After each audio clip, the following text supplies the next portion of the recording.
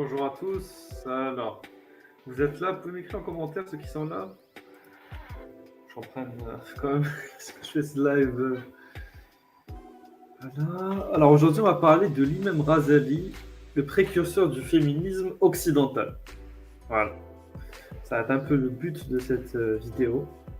C'est de parler de notre cher imam El-Razali. Alors, on va essayer de traduire. Ah, le site sur lequel je m'appuie est en anglais, ok? Alors, on essaiera de traduire du mieux possible en français pour les gens qui ne sont ni anglophones ni arabophones, ok? Ça marche? Donc, vous pouvez me répondre en commentaire, s'il vous plaît, qui est là? Bon, je pense que la plupart des... J'aurais dû vous dire que j'allais faire un live après rapidement sur ce sujet. C'est ma faute. Je le conçois. Donc, alors, il n'y a personne encore.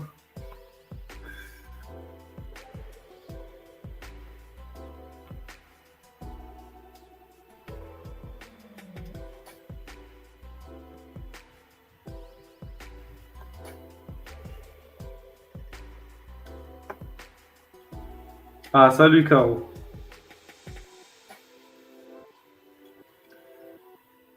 J'aurais qu'il en soit au moins 10 pour commencer, ce serait un bon début. Dommage que vous en ayez que 6. Salut.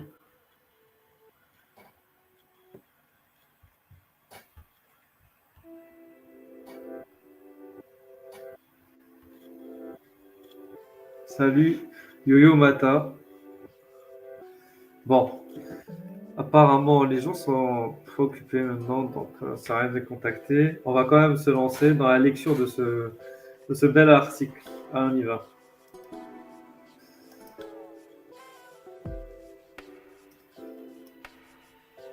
Ah, on y va. Donc, alors on agrandit un peu. Comme ça, tout le monde va bien voir. Est-ce que vous voyez ou pas? Je vais rajouter encore l'agrandissement. Voilà, super.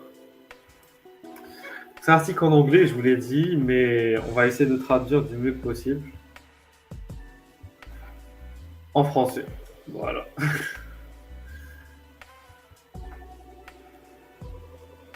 Alors, ici, c'est donc Women in al-Ghazali Books on the Etiquette of Marriage. Donc, Razali a écrit un grand livre, donc on va lire l'introduction, qui s'appelle la revivification des sciences religieuses, Ihya Ulum al-Din. Et dedans, il y a un chapitre qui parle donc du nikah, Kitab Adab al-Nikah, au cours duquel il aborde des questions relatives au mariage. Donc, Razali, vous allez me dire qui est Razali? Abu Hamid Razali, c'est un célèbre théologien, juriste et penseur soufi. L'un de ses plus fameux ouvrages, c'est celui que je l'ai nommé tout à l'heure, donc le bouquin ou le livre de la revivification des sciences religieuses. Donc, alors, les gens ont divergé pour savoir si certaines parts de son livre sont misogynes. Donc, c'est pour ça que voilà, l'auteur de cet article nous a donné des passages en arabe, pas qu'en anglais, et il nous a même donné un lien vers son livre en entier. Voilà, pour ceux qui voudraient après se le procurer. Donc, comme ça, on n'est pas, bon, en tout cas pour les arabophones, on n'est pas soumis juste à la traduction anglaise que d'autres personnes ont pu faire. On peut nous-mêmes lire directement en arabe. Ok? Alors, juste, je prépare une affiche pour les gens et on commence la lecture de cet ouvrage. C'est vrai que je sors d'un live de 4 heures avec Ruel. Je me suis dit, bon, maintenant que je suis lancé, autant faire un deuxième live qui aborde ce sujet que je vais aborder depuis déjà très très longtemps.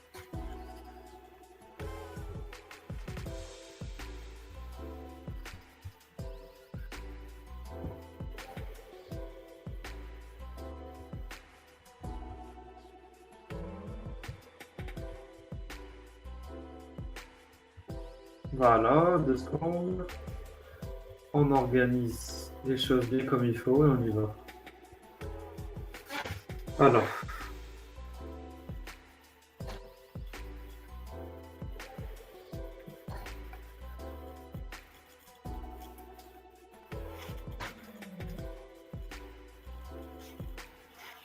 On commence. Alors, infertilité et noirceur. Al-aqm wa sawda.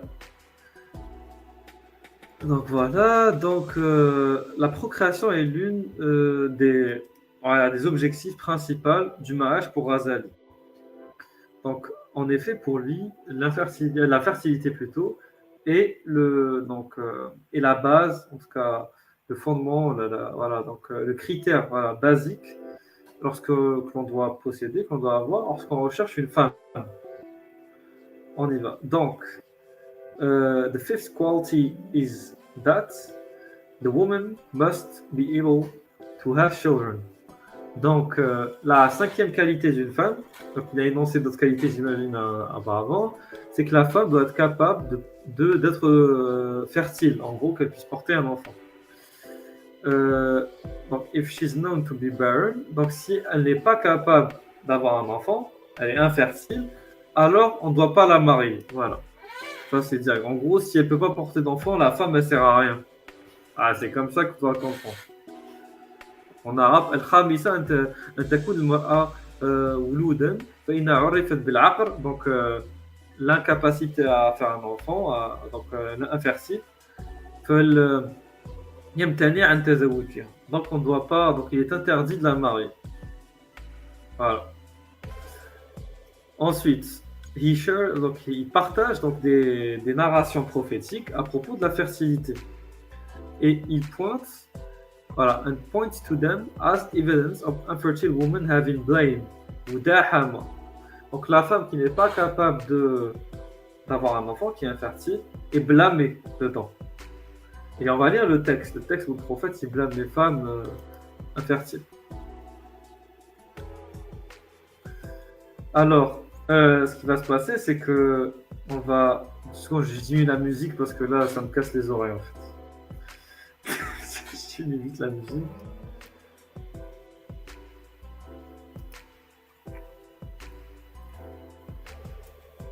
Voilà. On revient.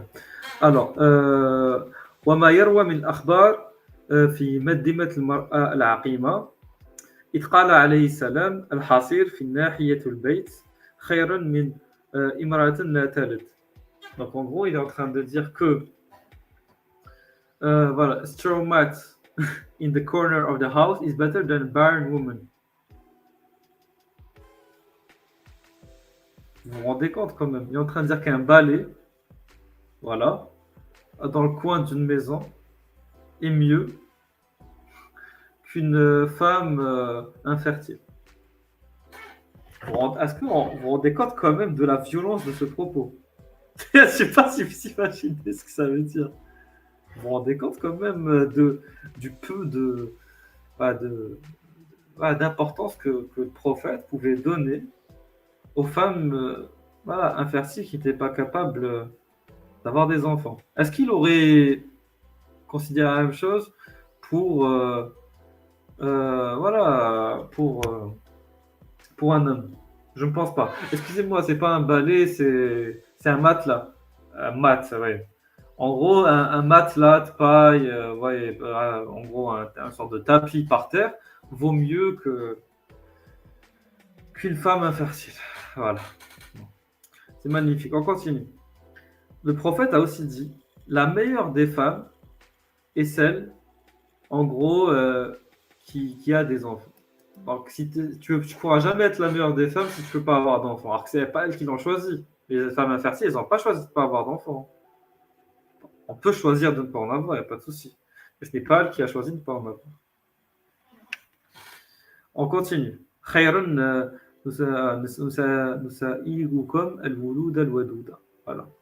خيرا نساؤكم الولود الودود. Donc, parmi les meilleures de vos femmes, donc la femme qui puisse l'aimante, on va dire, la femme affectueuse et la femme qui puisse avoir des enfants.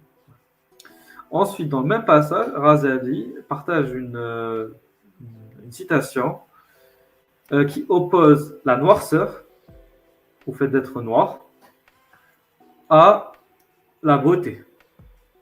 Vous allez me dire comment ça, de quoi tu parles? Ben, je vais vous lire le texte, ok?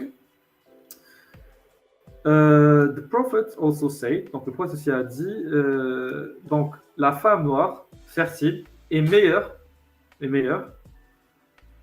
qu'une femme belle qui ne peut pas faire d'enfant ou donner naissance, give birth. Vous vous rendez compte quand même?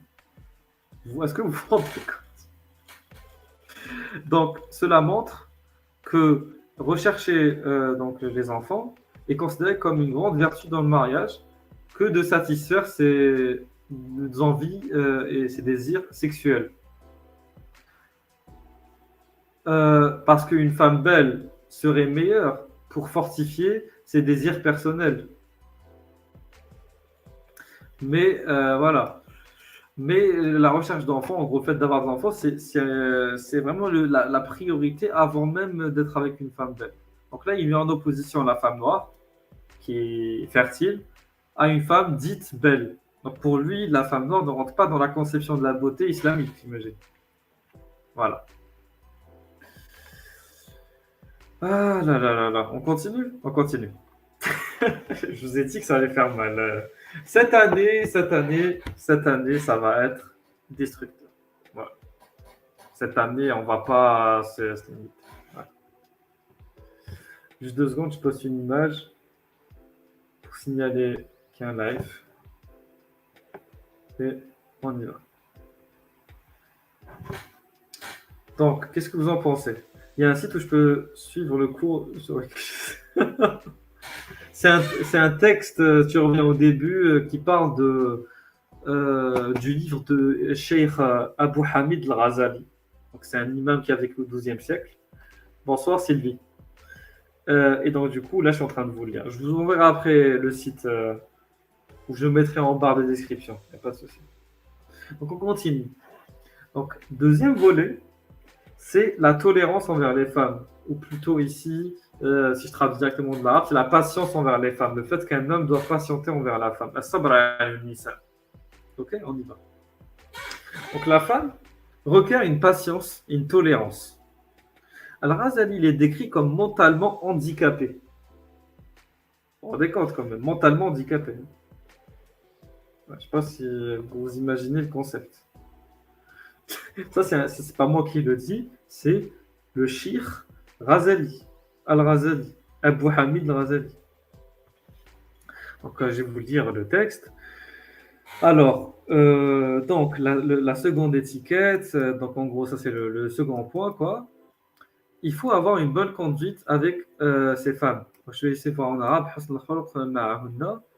et supporter, voilà, l'offense d'elles, parce qu'elles vous offensent. Tolerate offense from them out of pity for their mental deficiency. Tu supportes l'offense en pitié de leur, en gros, infériorité intellectuelle ou leur infériorité rationnelle. Voilà, en gros, là, on est en train de dire que quand une femme, par exemple, je sais pas, elle te tape sur le système, on va dire, si j'interprète bien simplement ce qu'il est en train de dire, ou je sais pas, elle n'est pas d'accord avec toi, voilà, il y a une sorte de dispute, si on veut, voilà. En gros, et que tu te sens offensé, ouais, tu te sens pas bien, tu t'es dérangé, ben, et de la pitié pour elle, due à son état mental déficient, ou due à son manque, voilà, pour leur manque de rationalité, pour leur manque de logique, pour leur manque de... les femmes, elles sont comme ça, en gros, si je traduis bien, elles sont connes, voilà, c'est comme ça qu'ils... Parce que je suis désolé, quelqu'un qui est mentalement déficient, c'est un corps. Hein. Et du coup, sois patient avec elle pour ça. Voilà. C'est un peu ça que ça veut dire. Vous êtes là ou pas? Allez dans le chat. Ah, c'est ça que ça veut dire, pour être honnête.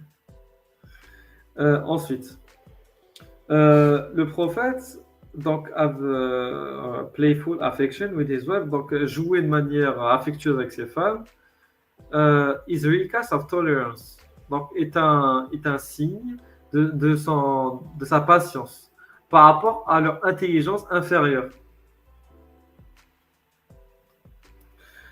Alors, to have more tolerance for this. Donc le prophète, il avait de la patience en jouant, en taquinant, en rigolant. Parce que, voilà, Parce que c'est ce qui plaît au cœur de féminin, en fait. Voilà. Le prophète, donc, voilà, s'amusait avec ses femmes, voilà, joke with his wife, and lower himself to their mortal level. Donc, il se rabaissait son niveau. Donc, c'est en train de dire que le prophète, il rabaisse son niveau pour jouer avec ses femmes. Parce que les femmes, elles ont un niveau bas, en fait, selon lui. Donc, quand tu es un homme, en tout cas quand tu es le prophète, et tous les gens qui suivent le prophète, ils doivent rabaisser leur niveau. Voilà, lower himself, donc il a rabaissé sa personne à leur niveau mental, mental level, but in deeds and character. Donc, que ce soit dans les actions et dans la personnalité. Il a même utilisé, even used to race with Aisha. Donc, il a même couru, donc il a fait une course avec Aïcha. Et elle a souvent gagné. Mais un jour, il est arrivé premier, il a dit, en gros, d'habitude, il la laisse gagner. Et là, pour le coup, il a rattrapé. Il lui a dit, ça, c'était pour toutes les autres fois. Voilà. Ensuite, on continue.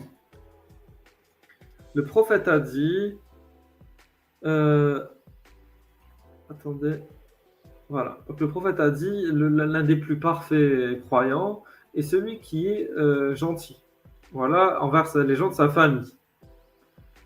Et les meilleurs, ceux qui traitent leurs femmes de la meilleure manière. Mais bien sûr, islamiquement parlant. Maintenant, Razali, qu'est-ce qu'il ajoute ici? Être gentil envers sa femme, en dépit, in spite de leur mauvais caractère, peut être difficile. Et c'est pour cela que, pour Razali, c'est un acte of worship, c'est une ibada, c'est un acte d'adoration. En gros, supporter les femmes et leur caractère, c'est un acte d'adoration en lui-même. Voilà. Donc, avoir une vie halal, quoi, une vie comment dire, légiférée, acceptée par Dieu, supporter sa famille, vouloir avoir des enfants, endurer la morale des femmes. As-sabr ala akhlaq nisa. T'imagines? En gros, il est en train de dire aux hommes que ça fait partie de l'adoration de supporter les comportements de la femme. En gros, les femmes, elles ont des comportements, une manière d'être qui est insupportable. Donc, les supporter ce genre de comportement, c'est une forme d'adoration. Voilà. C'est littéralement un sacrifice, un djihad, selon vous. Un effort. Voilà. C'est ce qu'il est en train de dire. Et ça apporte autant de mérite que des actes supplémentaires d'adoration. Par exemple, faire des prières supplémentaires, etc. C'est ça qu'il faut comprendre. On continue. Donc là, c'est clairement établi. The evils of women. Donc là, c'est Shararat Nisa. Donc, woman's evil is a major theme in the book on the etiquette of marriage. Razali says, donc le Razali, qu'est-ce qu'il dit? Là, il est en train de dire qu'il y a un mâle féminin. Il y a un mâle féminin, et ce mâle féminin a été décrit dans le livre de Razali. Et qu'est-ce que Razali dit sur le mâle féminin? Qu'est-ce qu'il dit? Voilà, il dit, donc, comment on pourrait traduire ça? Le vice, voilà, le vice féminin est puissant. Et leur mal est répandu. Voilà. Et il y fait référence à un verset du Coran d'ailleurs. Donc, Sourate 12, verset 28.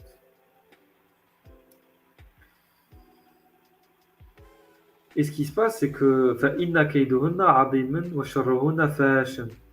Voilà. Donc, le prophète, qu'est-ce qu'il a dit? La femme vertueuse, parmi les femmes, is like an ASM crow among 100 crows. Voilà.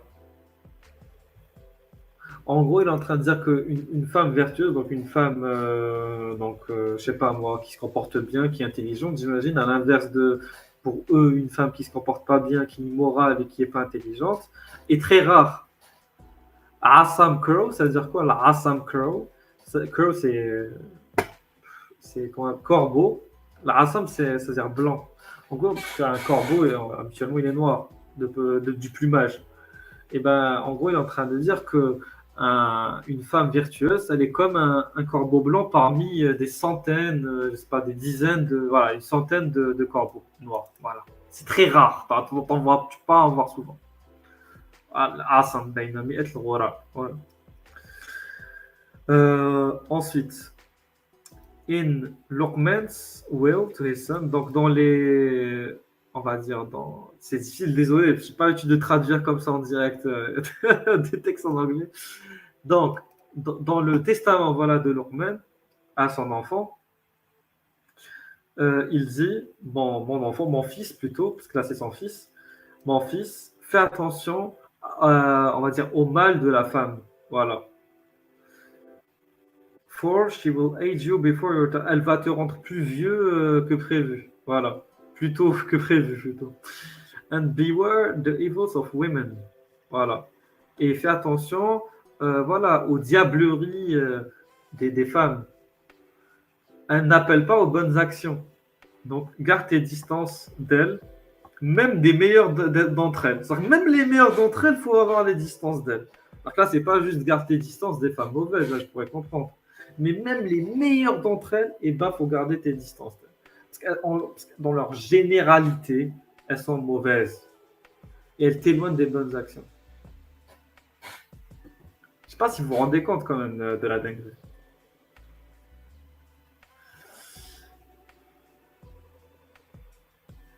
Alors, Al-Razali, ensuite, il utilise donc les prophètes, les femmes des prophètes, du prophète, voilà, pour illustrer les mauvaises qualités des femmes. Donc, pour ça, il va utiliser deux histoires de la biographie de Momo pour montrer que même les meilleures des femmes, parce que vous savez que les femmes du prophète Momo, elles sont considérées comme les meilleures des femmes. Donc, les mères des croyants et des croyantes. Bah, même ces femmes-là, voilà, elles sont inclinées à suivre leurs propres désirs et à être éloignées de la vérité. Stray away from the truth. Donc le prophète a dit à propos donc de la meilleure des femmes, euh, vous êtes comme les compagnons de Joseph. Qu'est-ce que ça veut dire? Ça veut dire que elles ont éloigné Abu Bakr de sa prière, montre que les femmes ont une inclination à quitter la vérité et à se tourner vers le désir. Voilà. Donc il y a un contexte bien sûr à tout ça, mais dans le contexte qui s'est passé, il les a assimilés bien sûr à des femmes égareuses. Il assimile toutes les femmes, enfin là c'était les femmes du prophète, à des femmes justement qui ne sont pas là pour guider vers la bonne voie, la bonne morale, et qui au contraire en éloignent. Et là, imaginez, c'est des femmes qui sont censées être les représentantes du top, de la crème, de l'élite islamique. Vous imaginez même pas ce qu'ils pensent des autres femmes. Continue. Donc, Dieu a dit, quand les femmes ont révélé les secrets du prophète, donc ça c'est dans le Coran, donc c'est verset 4, 66. Donc, if you too repent to God, for your heart have deviated. Donc, en gros, là, c'est Dieu qui s'adresse aux femmes du prophète. Il lui dit, et Dieu leur dit, vous avez intérêt à vous répondre, vous deux, parce que c'était deux femmes qui avaient fait la merde, apparemment. C'était Aïcha et Hafsa. Vos cœurs ont dévié. Voilà, il le dit après, Aïcha et Hafsa. Donc là, c'était les femmes du prophète qui s'étaient retournées contre lui. Alors, there might be confusion about what Razali means by the inclined. Donc, il y a une confusion peut-être par rapport à ce que Razali a employé comme mot, la notion de incliné, malet. Mais les auteurs modernes ont traduit ce verset dans un certain sens, qui consiste à éviter de blâmer les femmes du prophète. Mais les commentateurs classiques ne suivent pas ce sens, ne suivent pas, genre, en gros, il n'y a pas de dribblage, il n'y a pas de supercherie dans les exégèses classiques, contrairement aux traductions, aux exégèses contemporaines. Okay. Donc, vous connaissez tous Tabari, j'imagine. Tabari, c'est l'un des plus grands exégètes du Coran. Nous dirait Tabari, qui est mort en 923, qu'est-ce qu'il nous a écrit? Il nous a écrit que, attendez, voilà, le fait de dire que le cœur des femmes du prophète s'est incliné, voilà, inclined towards love for something that the prophet hated, donc elles se sont inclinées vers quelque chose que le prophète détestait. Donc les femmes du prophète, elles ont aimé quelque chose que le prophète détestait. فَقَدْ مَالَتْ قُلُوبِكُمَا إِلَى مَحَبَّةِ مَا كَرَهَهُ الرَّسُولُ الله صلى الله عليه وسلم. Voilà. Et après, tu as un autre commentateur. Donc là, c'est Tabari. Il a blâmé les femmes parce qu'elles ont suivi leur passion, leur cœur, leurs sentiments, leurs affects, alors que le prophète, lui, il leur a interdit. Ensuite, donc, Al-Fakhruddin Al-Razi, donc c'est un autre commentateur du Coran, qui dit que leur cœur s'est incliné loin de la vérité. Voilà. Mal al-haq, elles sont inclinées loin de la vérité. Donc, en disant elles sont inclinées, Razali est en train de faire écho, voilà, à Aïcha et d'autres femmes qui se sont tournées loin de la vérité. Et son point, c'est quoi le point de Razali au final? Pourquoi on n'a pas de tergiversé autour de ça? C'est-à-dire que même les meilleures des femmes, donc les femmes des prophètes, elles ont souffert de cette mentalité-là qui consiste à dévier. Voilà. Donc, il est en train de dire que même le top du top féminin, je sais pas, les 10% des meilleures femmes qui puissent exister sur Terre, eh ben, même elles ont cette comment dire, je sais pas comment, en fait, il faut que je change mon logiciel de pensée en le sien, voilà, pour pouvoir bien entrer dans cette mentalité désastreuse. Avoir cette aptitude, voilà, à dévier. Voilà, c'est un peu ça qui dit. Donc, donc, une idée similaire apparaît aussi dans le livre du chapitre du mariage, en disant que les femmes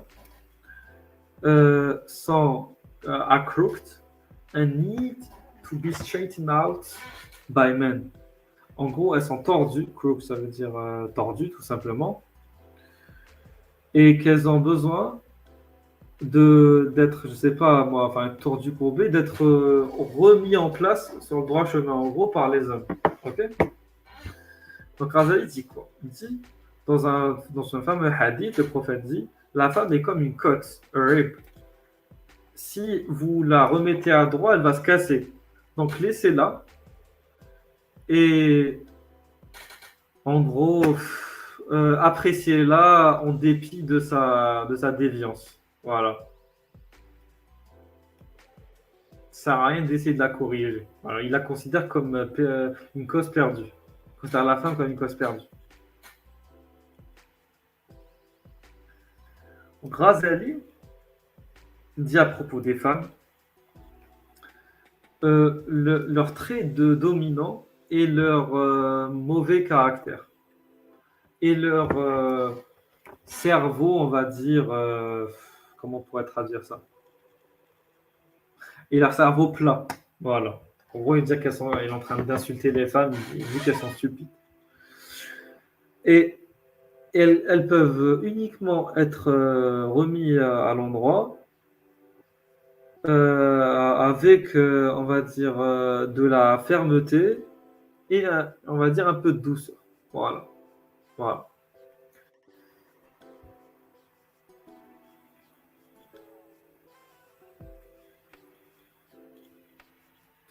Ensuite, il décrit le mari comme le docteur et la femme comme une patiente.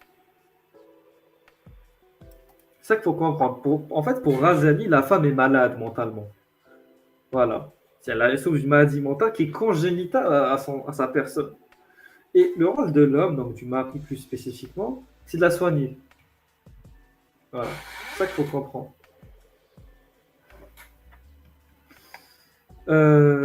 Donc, au lieu d'avoir un traitement pour ses problèmes de santé, la femme a besoin d'être guérie pour son caractère défectueux. Voilà. Alors, qu'est-ce que dit Razali? Il y a du mal en elle, mais il y a aussi de la faiblesse en elle. Voilà. Elles sont diminuées, en gros, ce qu'il dit. Donc, roughness, donc la dureté, voilà, la rigueur, et on va dire, mais aussi de temps en temps une certaine forme de d'indulgence, voilà, on va dire l'indulgence, sans le traitement pour son mal, le côté, on va dire, diabolique qu'elle a en elle. Voilà, for evil. Alors, ensuite, il va te dire, voilà, toi, désolé, je me suis pris l'essence. Governance, ici, c'est plus dans le sens, ouais, je suis en train de dire, Fessiyasa ou el en gros, c'est l'art d'être, on va dire, dur, autoritaire, voilà. Donc, voilà. L'autorité et donc la dureté, sans le traitement pour son mal, voilà. Et la pitié, la miséricorde, on va dire, et playfulness, on va dire, ce côté un peu joueur, sans le traitement pour sa faiblesse. Voilà. Ou pour son. Ici, weakness, je pense que ça ne veut pas dire faiblesse. Je pense qu'il veut dire, bon, que c'est une traduction de Dorf. Ça veut dire en gros que les femmes, elles sont comme des enfants. Et ça, il va le dire après. Donc en gros, un enfant, tu vas pas forcément être dur avec lui, il comprend pas ce qui se passe. Donc tu vas être un peu dans le jeu, dans l'indulgence et tout. Voilà. Pour lui, les femmes sont comme des enfants. Donc faut être un peu de temps en temps, faut être dur et de temps en temps, faut être doux. Enfin, c'est un peu ça. Donc un docteur, donc un docteur expérimenté va choisir donc le traitement qui permet donc de guérir cette maladie, voilà, une disease, donc la maladie, le traitement qu'il faut pour soigner la maladie. Et l'homme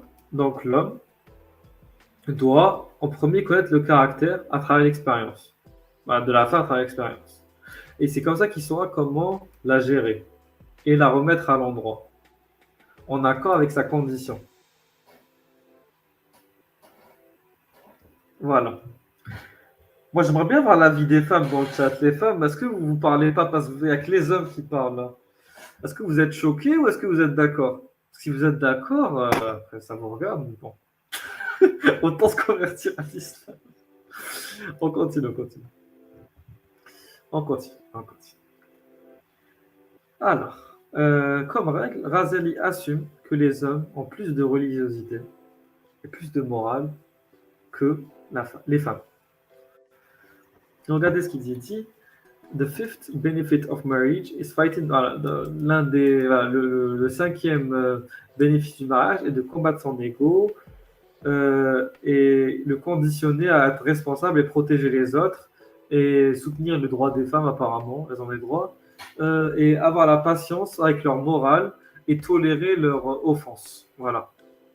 Et chercher à les réformer, donc à les corriger et à les guider vers la bonne voie. Voilà. Earning a lawful living et aussi c'est gagner de l'argent honnêtement, ça, voilà, islamiquement parlant, pour elle et pour les enfants. Voilà. Ensuite, il écrit que le mari doit apprendre à la femme des croyances propres, les croyances en gros de ceux qui suivent la sunna, et enlever toute innovation de leur cœur. Il doit avoir peur de Dieu. Il doit lui faire avoir peur de Dieu. Voilà. Si elle est trop laxiste en matière de religion.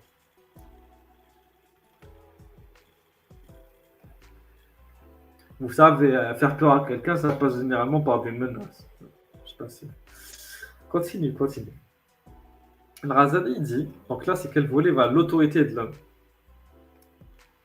El Haymanat de Korea. Donc le Razali il dit que Dieu a donné aux hommes le pouvoir ou le droit plutôt de contrôler la femme, les femmes. Il dit que changer cette mentalité, changer cette mécanique, c'est suivre Satan. Le prophète a dit dans un hadith, celui qui est esclave de sa femme est ruiné. Voilà. Pour lui, écouter sa femme, voilà. C'est être soumettre à elle en quelque sorte. Et si t'es sous les ordres de ta femme, donc, si tu écoutes ta femme dans une décision importante, par exemple, ben, t'es foutu. T'es foutu. Il a dit que pourquoi في هواها فهو عبدها وقد تعس. Donc s'il écoute, s'il en gros si le mari obéit à ses désirs, aux désirs de la femme, alors il devient son esclave et il est ruiné. Voilà. Par contre, les désirs du mari, ça passe. Oui. Ensuite, Dieu a mis la femme sous possession. Donc, quand un mari se met à son contrôle, il renverse les choses. Et celui qui renverse les choses suit Satan. Parce qu'en fait, dans l'islam, il y a toujours un rapport de force. Toujours l'homme au-dessus, la femme en dessous. Donc la femme, elle est possédée par le mari, ownership. Donc si c'est l'homme qui obéit à la femme, donc il a renversé l'ordre des choses islamiques. Donc du coup, il a changé la création divine. Et du coup, enfin, par conséquent, il suit Satan. Il faut comprendre la mentalité islamique. C'est pas moi qui invente tout ça, c'est Razali qui dit ça. Donc un homme, voilà, mérite d'être suivi, mais pas être un suiveur. Voilà. Donc l'homme a choisi, le Dieu a choisi l'homme pour être en charge du mariage, et c'est pour ça que l'homme est appelé master, le maître. Et dans la sourate 12, verset 25, il a dit, and they meet her Lord, et elles rencontrent leur Dieu et leur maître à la porte. Elfin Saïdaha Lada al-Bab. On continue. Et donc le maître est transformé en un laughing stock, masakhiran plutôt. Then he has extended God's grace for thanklessness. Voilà. فإن قلب السيد مسخرا فقد بدل نعمة الله كفرا. Donc en gros si l'homme, ok, je sais pas, dans la relation, c'est plus lui le maître, ben il a échangé la grâce divine en de l'ingratitude. Voilà, parce que Dieu il a donné une grâce à l'homme en faisant en sorte que c'est la femme qui lui obéisse. Ben, si c'est l'inverse, eh ben, il est voilà. C'est du coffre quand même. C'est comme s'il avait rejeté, je sais pas moi, un cadeau, et du coup c'est un ingrat. C'est comme si moi je t'offre un cadeau, je fais en sorte que ta femme soit soumise à toi, tu me dis non, j'ai pas envie qu'elle soit soumise à moi, et là je te traite de mécréant. T'es un mécréant, t'as refusé mon cadeau. Voilà. C'est un peu comme ça qu'il faut voir les choses. Alors, vous en pensez quoi, mon soupçon de lire dans le vide? Allez, il faut agir un peu. In other section, Al-Ghazali warns, donc il prévient, le prophète a dit, aucun peuple contrôlé ou dirigé par une femme ne réussira. Voilà, pour bien illustrer que les femmes, elles mènent à la perte. Al-Ghazali raconte, donc croit plutôt que les femmes. Voilà, donc Al-Ghazali croit que les femmes plutôt, vont, vont utiliser une chance, voilà. They get to manipulate and with man, you change this history. Ok, j'ai compris. Donc là, c'est une histoire. C'est intéressant quand même, le fait qu'il illustre ça par des histoires. En gros, les femmes vont utiliser n'importe quelle chose pour humilier et manipuler les hommes. Et c'est illustré dans cette histoire. On y va. Donc les femmes arabes avaient l'habitude d'enseigner à leurs filles comment tester un mari, excusez-moi, irtibal aswad.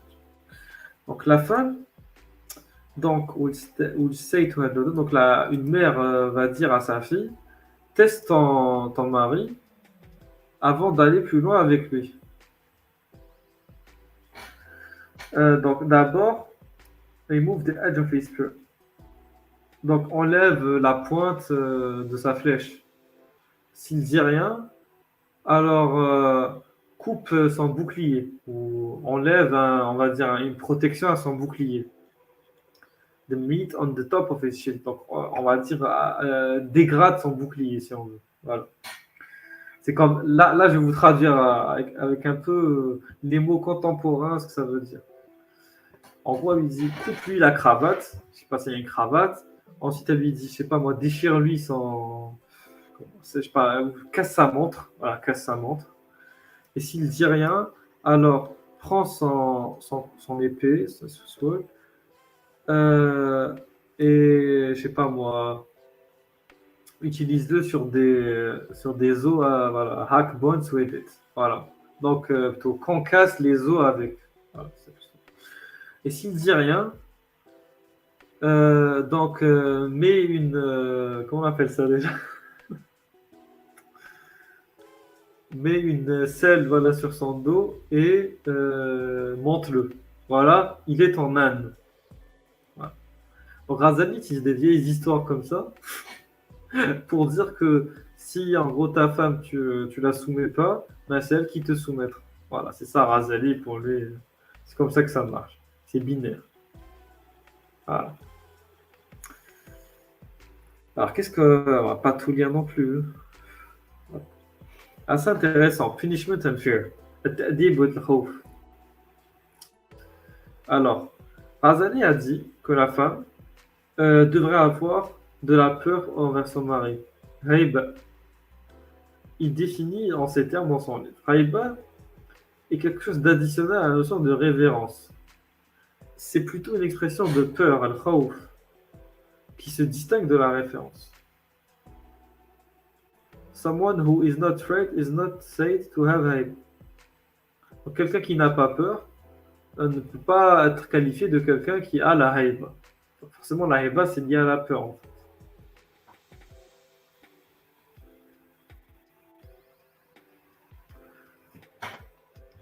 Alors, on continue. As for haiba and fear, it is the condition. It is condition of the soul caused by knowledge of God. Voilà, donc là, on est en train de dire que la haïba et la peur, ça fait partie d'une condition dans l'âme pour la connaissance de Dieu. Quelqu'un qui n'a pas de peur, il ne peut pas connaître Dieu. Voilà. Donc là, il est en train de dire que le rôle de l'homme, pour revenir au début, c'est de c'est de faire sentir la peur à sa femme. Et pour maintenir les femmes dans cet état de peur, Al-Razali donc, conseille aux hommes d'être trop gentils avec elles et d'être en désaccord avec elles. Bon, on va savoir comment ça marche. Alors, il ne doit pas se rabaisser à faire des blagues. Not joking. Il doit avoir un bon caractère. Ok, j'imagine, c'est bien. Or agreement with her brings to the point that he reaches moral and she's no longer looks at him with fear. Ok, je viens de comprendre ce qu'il veut dire. En gros, il est en train de dire qu'un homme, il doit toujours regarder ce côté supérieur face à sa femme et qu'il ne doit jamais, on va dire, oui, si on veut. Je vois un peu Razali là où il veut en venir. C'est très vicieux. Il ne doit jamais, en gros, en gros, il ne doit pas suivre les envies de sa femme. Voilà, il doit être comme une sorte de poteau raide comme ça, tout droit, droit. Il ne doit pas flancher. Il ne doit pas se laisser influencer par sa femme parce qu'elle est une tentation. Elle est une sorte de serpent venimeux qui va le dévier de la bonne voie. C'est ça en fait ce qu'il est en train de dire. Il dit que si jamais il est trop indulgent avec elle, voilà, et qu'il est toujours d'accord avec elle, ben, au final, elle va plus avoir peur de lui et elle va prendre le contrôle sur lui. Voilà. Qu'est-ce qu'on va dire d'autre?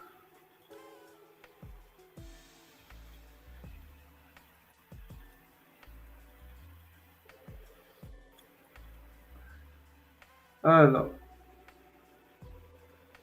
Al-Hassan a dit, donc sûrement, aucun homme qui ne suit les désirs de sa femme, un homme qui suit les désirs de sa femme, sera jeté dans les flammes de l'enfer par Dieu.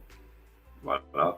Omar a dit, allez contre vos femmes parce qu'il y a un bien, un bienfait dans le fait de les contredire. Enfin, c'est pas de les contredire, mais d'aller contre elles, on va dire. Voilà. Voilà. Ensuite,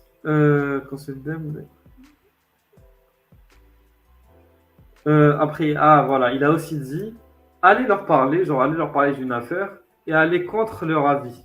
Alors, je sais pas, tu demandes l'avis à ta femme sur un truc et quand tu l'as, tu vas contre ce qu'elle t'a dit. Ah, va à l'inverse de ce qu'elle dit. Pour montrer comment les hommes doivent traiter les femmes dans l'islam, Al-Razali utilise un exemple de Omar qui insulte sa femme. Omar a crié à sa femme par rapport au fait qu'elle lui a répondu, en gros qu'elle lui a parlé en retour, quoi. Alors, il lui a donné un ordre et elle a voulu lui répondre, elle a voulu contester l'ordre. Et lui, il a dit quoi? Il a dit, tu n'es rien d'autre qu'un objet, en gros qu'un objet, un vulgaire jouet, dans le coin d'une maison. À moins qu'on ait besoin de toi pour quelque chose, juste reste là où tu te trouves. Voilà, direct, c'est du mal, c'est du sans pitié. Alors, qu'est-ce que vous en pensez de tout ça?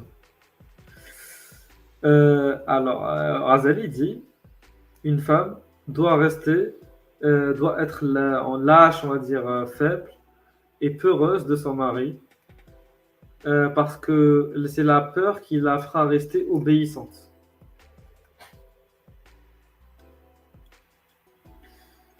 Alors, Ali disait, les pires traits en l'homme sont les meilleurs traits dans la femme. Donc, la fierté, donc la lâcheté et stinginess. Stinginess, comment on pourrait traduire stinginess? L'avarice. Voilà. Donc, si la femme est avare, elle va préserver les positions familiales. Si elle a de la fierté, elle va se retenir d'être impropre, d'avoir un discours impropre avec les gens. Et si elle est peureuse, elle va être délicate dans tout ce qu'elle fait. Et elle ne va pas laisser sa maison et elle va éviter les situations compromettantes de peur de son mari.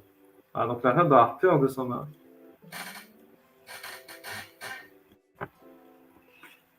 Ensuite, euh, alors, dans le livre du mariage, Razali dit que, voilà, si par exemple, lors d'un conflit, comment on doit gérer le conflit? Si c'est le mari qui cause le problème, Al-Razali dit que chaque famille doit envoyer un arbitre. Je sais pas, dans un couple, il y a des disputes. Ben, chaque partie du couple va appeler une sorte d'arbitre objectif pour essayer de régler la situation. Okay, sauf que là, mais c'est quand c'est l'homme qui merde. Et quand c'est la femme qui merde, ben, le mari, il peut la punir. Jusqu'à ce qu'elle retourne à la ligne, on va dire. Quand elle dérive, elle retourne sur le droit chemin. Donc, que dit Razali dans son livre à propos d'une autre chose, la désobéissance de la femme et des problèmes, et des problèmes de sentiments entre le couple n'arrivent pas à être résolus. Comes from what of them or from the... Donc, si les problèmes viennent des deux ou du mec, ou de l'homme, creating a situation where the wife can't overpower the husband, nor can he set her straight.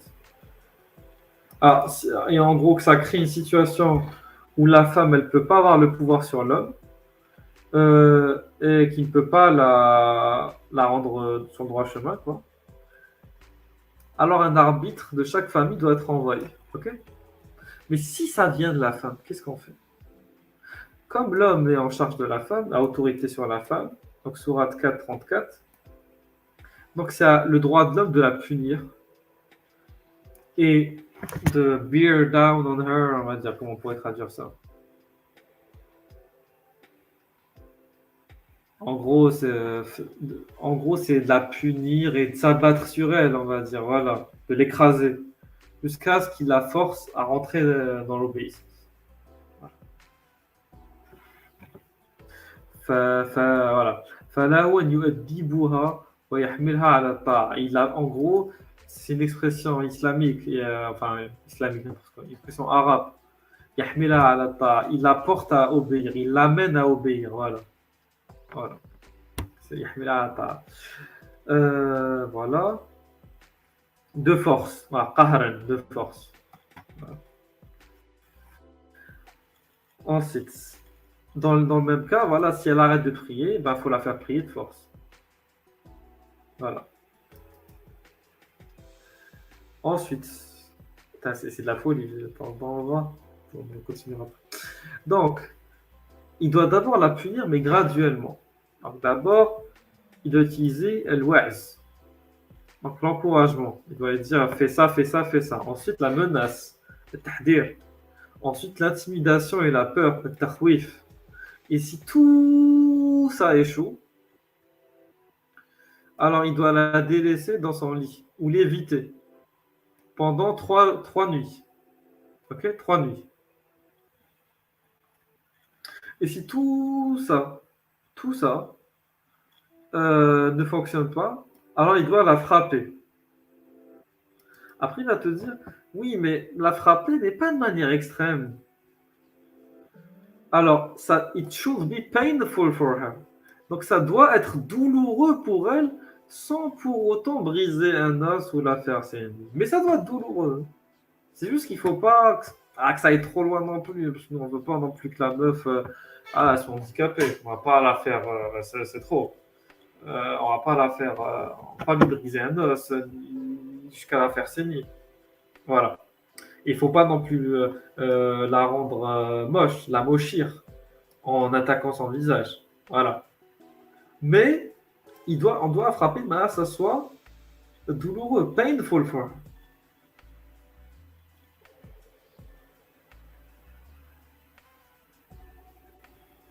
Voilà. C'est ça qu'on comprend.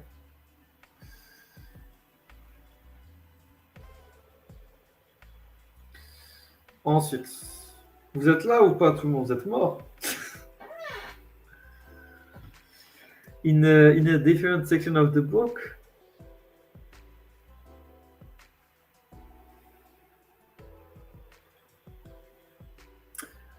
voilà, Hardy explain what it means for wife to show nushus. Donc là, il explique ce que c'est qu'une femme qui montre de la désobéissance. C'est quoi une femme qui désobéit? Donc c'est une femme qui tente de se mettre au-dessus de son mari par le discours ou par les actions. Nashes, qu'est-ce que ça signifie? À part pour Azali et pour, en théorie, tous les musulmans qui le suivent, c'est s'élever. It means an elevated part of the land. En gros, c'est un terme agricole, je sais pas quoi, voilà, en tout cas géographique, ça veut dire c'est la partie surélevée sur une terre. Voilà, c'est comme les montagnes, c'est comme les collines. En gros, ici, ça veut dire qu'une femme qui veut faire le nachez, c'est une femme qui veut être supérieure à son mari, qui veut parler plus, je sais pas, qui veut avoir plus de décisions dans le couple, qui veut parler plus que son mari, etc., qui veut avoir plus d'importance dans le couple. Ben là, non. Voilà. Que ce soit par l'action ou par le discours. Voilà. C'est ça que ça veut dire. Maintenant, habs, c'est le mot habs que ça veut dire. Je sais pas si vous savez ce que veut dire le mot habs ou pas. Ça veut dire prison.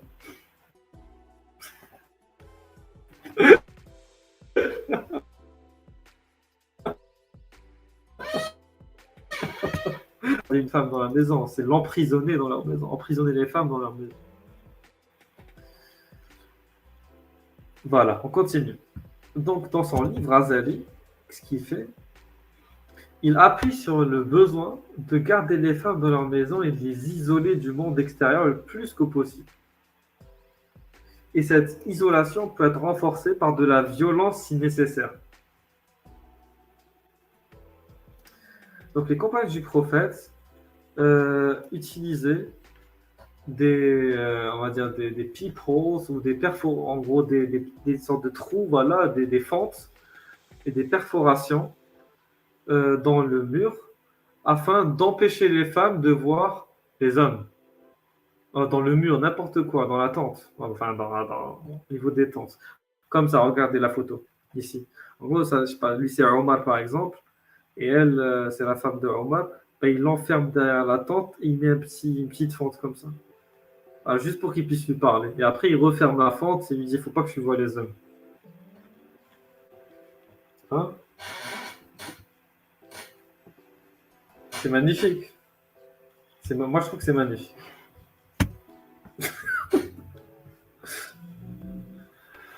Ah là là là. Qu'est-ce que vous en pensez, tout le monde?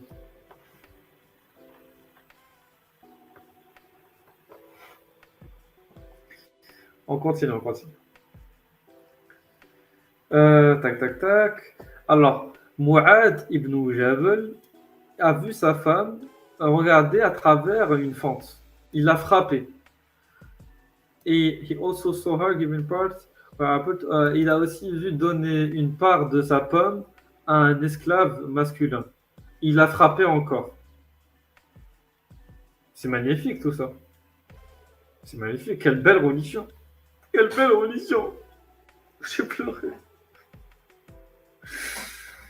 Est-ce que vous avez envie de vous convertir à l'islam, les filles? Moi, je parle aux filles. Là, je parle pas aux mecs. Vous, les mecs, vous parlez pas. Là, je sais que vous avez tous envie de courir à la mosquée dès demain matin, dès, dès l'ouverture pour vous convertir.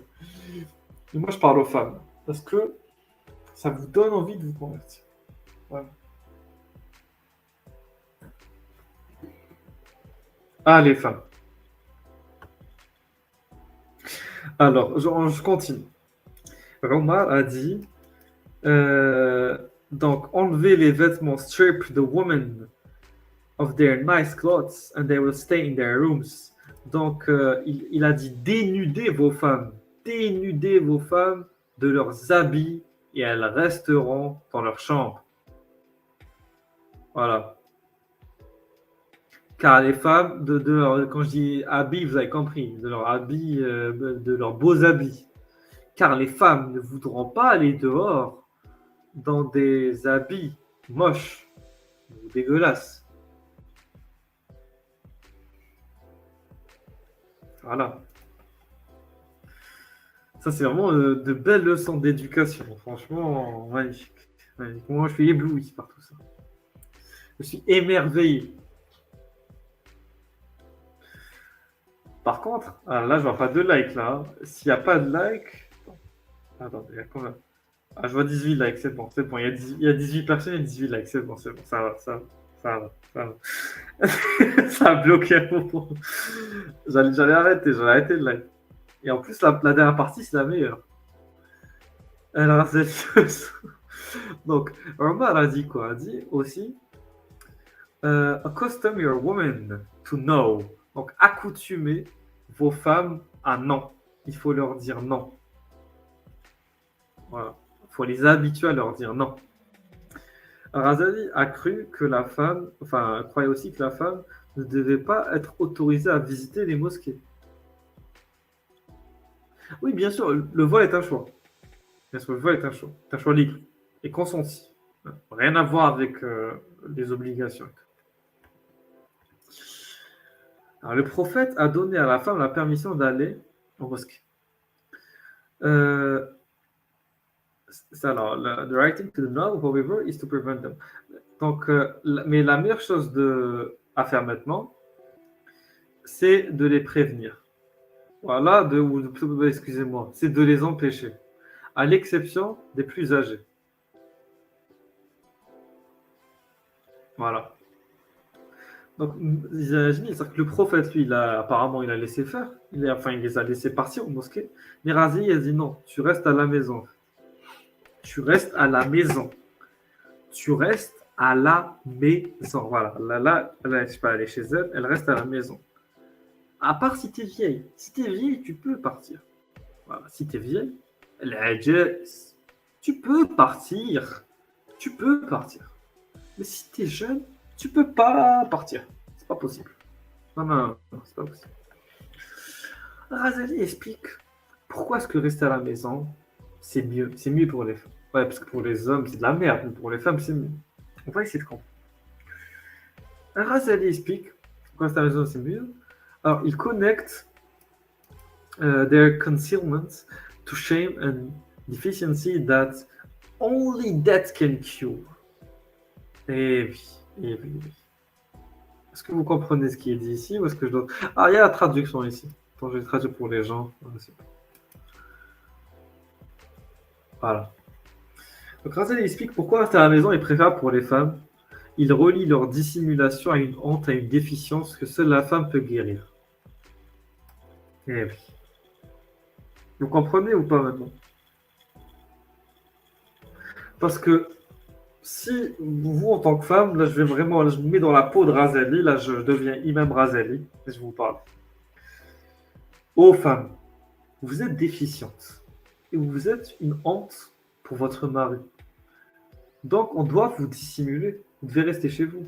Parce imaginez que vous sortiez dehors, voilà. Vous allez foutre la honte à votre mari. Et islamiquement parlant, on ne peut pas se permettre de faire ça. C'est interdit. La seule chose qui peut guérir votre déficience mentale, c'est la mort. C'est la mort. C'est la mort. C'est la mort. Eh oui. Le prophète a dit, une femme est la plus proche de son Seigneur lorsqu'elle est dans les profondeurs les plus sombres de sa maison. Les plus sombres, les plus sombres, les plus sombres. Eh oui. Allah Mousta'in. Prier dans la cour de sa maison vaut mieux que prier dans la mosquée. Et vous ne le savez pas, ça. Vous voulez tout aller à la mosquée. Mais ça vaut mieux. Mais restez chez vous, putain. Restez chez vous, là. Vous avez dit de rester chez vous. Restez chez vous. C'est pas possible, là. C'est bon. Restez dans votre maison. Arrêtez de vouloir tout le temps aller à la mosquée, putain. C'est pas possible. C'est pas possible. Et prier dans sa chambre privée vaut mieux que prier n'importe où dans la maison. Et oui. C'est encore mieux. C'est-à-dire que, oh, regarde, déjà de base, il y a la maison. À la maison, voilà, je ne sais pas combien de mètres carrés en moyenne à l'époque les maisons ont été construites, l'époque de Razali au XIIe siècle. On va dire que je peux vivre dans une maison, je sais pas, de moi, 30 mètres carrés, 40 mètres carrés. Alors, on va dire que la femme, elle avait 40 mètres carrés pour elle. Mais si elle s'enferme dans une petite chambre là, de 10 mètres carrés, de 5 mètres carrés, c'est encore mieux. On va encore à un autre niveau de piété. C'est le niveau ultime. À la rigueur, ce qu'elle pourrait faire pour être encore dans un niveau encore plus grand, c'est de cacher dans un placard. D'aller dans un petit placard tout petit comme ça, de se contorsionner. Voilà, vous... Attends, je vais vous mettre une image. Allez, contorsion. Contorsion. Boîte. Vous imaginez un peu. Là, c'est la piété. Moi, j'ai envie que vous puissiez visualiser ce que c'est que la piété. Parce qu'en fait, vous n'avez pas l'air de comprendre ce que c'est que la piété. La piété, vous ne comprenez pas. La piété, attendez, je vais vous retrouver ça, ce que c'est que la piété. Là, on rigole, on rigole, on rigole, mais personne ne se rend compte ce que c'est que la piété. Voilà, la piété, attendez, je vais vous le mettre. Alors, la piété, c'est où Laissez-moi 2 secondes, parce que trouver une femme pieuse de nos jours, c'est compliqué. Voilà. Donc là, on va rapidement, vraiment, j'arrête le partage vite fait, pour vous montrer ce que c'est que la piété. Parce que vous, bande de mécréants, je pense que vous ne savez pas ce que c'est concrètement, réellement, parce que vous n'avez pas eu l'occasion de vous confronter à ce que c'est que la piété. Voilà. Donc la piété, oui, c'est ça la piété. Vous voyez ce que c'est que la piété maintenant? Voilà, c'est ça la piété. Tu te mets dans une petite boîte comme ça, une petite boîte, tu contorsionnes comme ça, et tu restes à faire la salette. C'est tout. Ouais, c'est ça la piété. La piété, c'est ça. Voilà, la piété, c'est ça. Tu restes dans une petite boîte et t'en sors pas. Hein? Est-ce que vous seriez prêt à faire ça? Est-ce que vous seriez prêt à faire ça, les mécréants? Hein? Hein? Oui, oui, bien sûr, la boîte ne sera pas transparente. La boîte, voilà la boîte, voilà. Voilà la boîte. Voilà, c'est bon. C'est ça la boîte. La boîte en question, c'est ça. Ok? Voilà. Une boîte comme ça.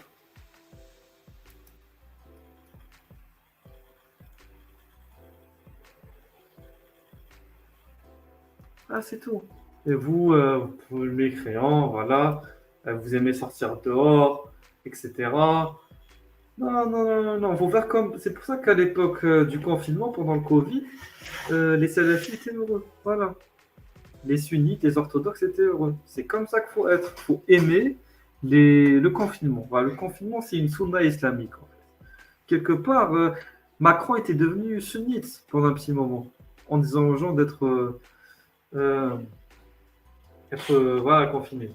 Ilyes, tu veux monter ou pas? Voilà, parce que chez Souleyman, tu as dit que tu voulais monter. Si tu veux monter, dis oui, je t'envoie un lien. On discute un peu, après je dois partir, mais tu veux monter, tu me dis. Alors, on continue. Putain, c'est catastrophique. C'est catastrophique.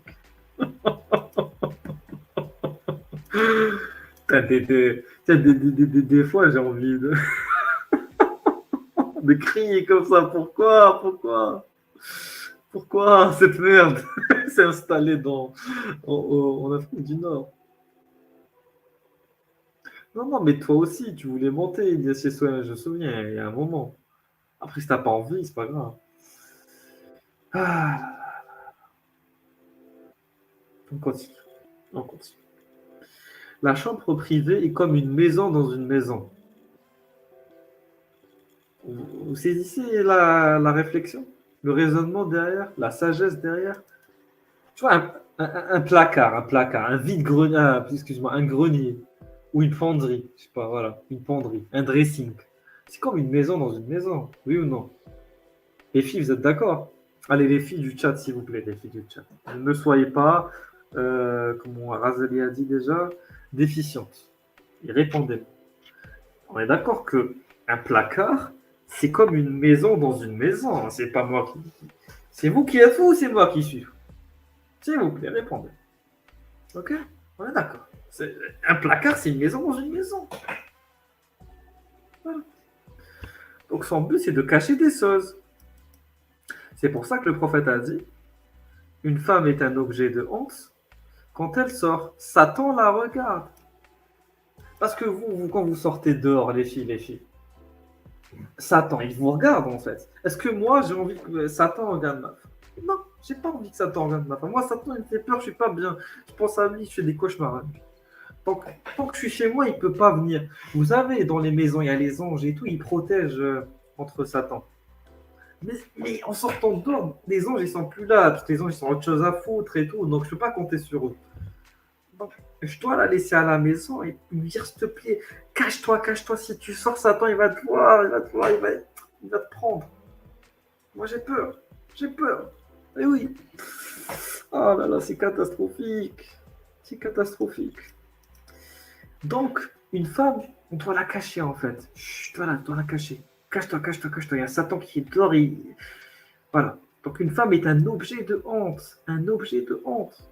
Eh oui. On doit avoir honte. Pas que Satan la regarde.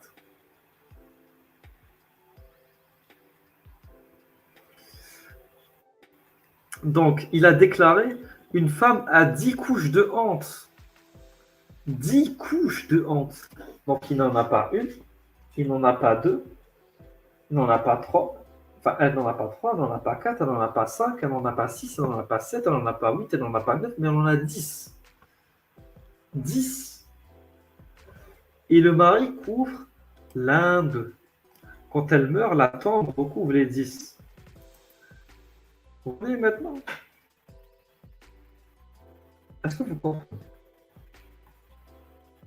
Eh oui, vous pensez que c'est facile. Là, voilà. Donc une femme, pour que enfin soit libérée de cette honte qu'elle porte sur elle, elle doit mourir ou se marier à la rigueur. Mais jusqu'à ce qu'elle meure, la femme est toujours un problème. Voilà, un problème. Il donne également des exemples de la façon dont la femme doit se cacher. Voilà, donc là, Razali, il est honnête quelque part. Parce que, ok, les femmes, on doit avoir honte de vous, on ne doit pas vous laisser sortir. Mais des fois, on ne sait pas comment faire, comment on doit faire pour vous cacher. Donc là, Razali, il va nous aider pour comprendre comment on doit cacher les femmes. Putain, ce mec, franchement, c'est un grand féministe. Moi, je pense que Razali, c'est un grand féministe, c'est un incompris du féminisme. Ilyes, moi, je pense que tu n'es pas un vrai féministe. Parce que tu aurais été un vrai féministe, tu serais monté en live pour soutenir ce grand homme qui est Razali, Abu Hamid al-Ghazali. Al-Ghazali. Bien sûr, toi, Ilyes, t'es sûrement un salopard de misogyne, voilà. C'est tout. Ah, là, là. Il donne également des exemples de la façon dont elle a. En plus de rester à la maison, Razali ajoute qu'elle doit faire passer les intérêts de son mari avant les siens et être prête à le laisser avoir des relations sexuelles quand il le souhaite. Ça, c'est le vrai féminisme. Ça, c'est le vrai. En fait, il y a eu un faux féminisme et un vrai féminisme. Voilà, ça, c'est le vrai féministe qui est décrit par Razali. Voilà. Le vrai féminisme, c'est ça. C'est sans entrer trop dans le détail, voilà un résumé direct d'étiquette pour une femme. Elle doit rester au fond de la maison et s'occuper de son filage. Voilà. Donc, elle reste bien cachée au fond de la maison, dans une petite pièce comme ça, fermée à clé. Et elle doit s'occuper, voilà. Bon, là, c'est le filage. J'imagine la couture, c'est ça. Voilà, elle peut s'occuper d'autres choses, on s'en fiche. En tout cas, quelque chose qui serve au mari. Je sais pas moi, cirer ses chaussures, repasser ses vêtements. Voilà.